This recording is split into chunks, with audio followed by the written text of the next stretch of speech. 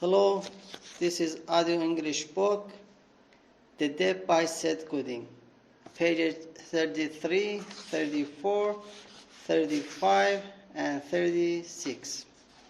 7 reasons you might fail to become the best in the world. You run out of time and quit. You run out of money and quit.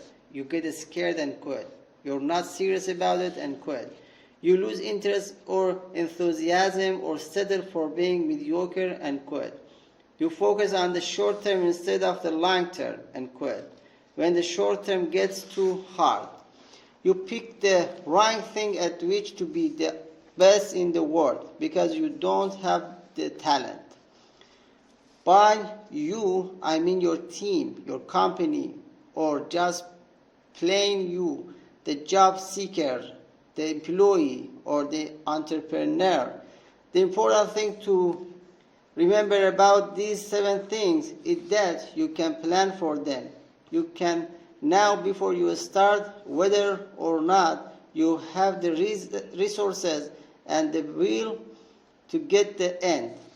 Most of the time, if you fail to become the best in the world, it's either because you planned wrong or because you gave up before you reached your goal.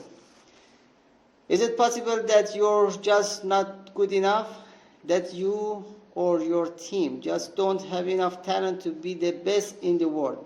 Sure, it's possible. In fact, if your chosen area is the cello or speed skating, then I must even say it's probable.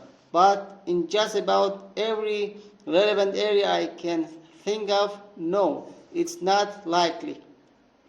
You are good enough. The question is, will you take the shortcut you need to get really good at this? Why is the curve with the debt so prevalent? One of the underpinnings of the debt is the pyramid. A pyramid scheme is a scam in which the people at the bottom support the guys at the top. But it's not always a scam. In fact, it happens a lot more than you realize.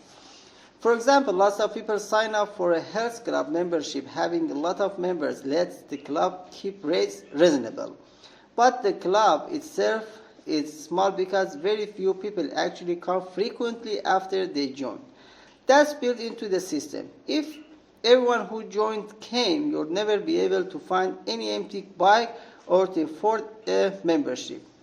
Netflix gives you an unlimited number of DVD rentals a month. Postage paid for $10. How can this be? If you watch the movie the day it came in and send it right back, you'd get to see at least 6 movies for $10. Of course, the key is that for every person who sees 6, there are plenty of people who lose interest and see 1 movie or even no movies a month. These people subsidize the committed members. Sure, Netflix wants you to see a lot of movies. That makes you a loyal customer. But the economics of the entire business would fall apart if it weren't for the uncommitted users who just dabble. For a long time, airlines oversold their flights because they knew they would profit from the no-shows. Politicians fully expect that the lazy and ill-informed won't bother to vote. These citizens pay taxes which support the political life of the few who won't quit the system. And of course, the entire college football money machine is based on a pyramid scheme of players who aspire to the NFL but will never make it.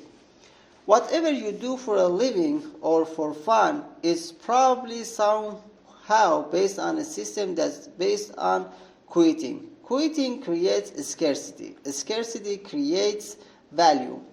In The Wizard of Oz, there is an indelible image of the man behind the curtain, laughing at Dorothy and her friends as he gives them incredibly difficult, almost impossible tasks to accomplish. While he lives the easy life in Oz, he supports himself by sending his acolytes off on impossible missions. It's no wonder we quit. The system wants us to.